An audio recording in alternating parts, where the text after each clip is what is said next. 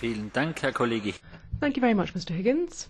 And the next speaker is Mrs. Hautala as draftsperson for 1.5 minutes. Thank you, Mr. President. All that my colleagues have been saying and witnessing about the present situation in Sri Lanka was reinforced when our Human Rights Subcommittee organised a hearing on this nightmare situation. Indeed, we can say that between 260,000 Tamils, their movements are still being restricted against all international standards and rules, even though the conflict ended already months ago.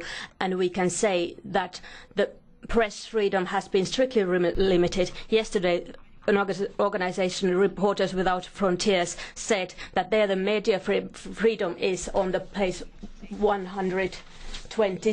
162nd place. What we must demand here is that all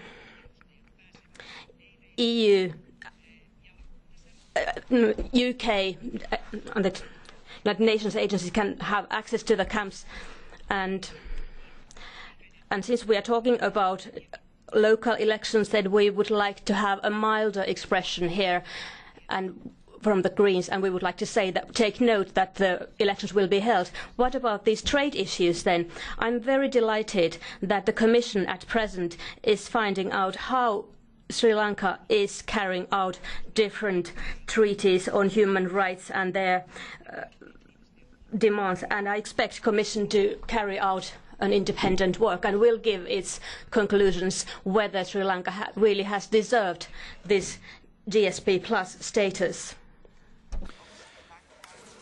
Vielen Dank, Frau Kollegin. Thank you very much, Mrs. Hautala. And now, on behalf of the political groups, we'll hear Mr. Postel first of all for 1 minute. Thank you, President. When you're victorious, you should be generous. And in Sri Lanka, I think many people have not yet recognised that fact.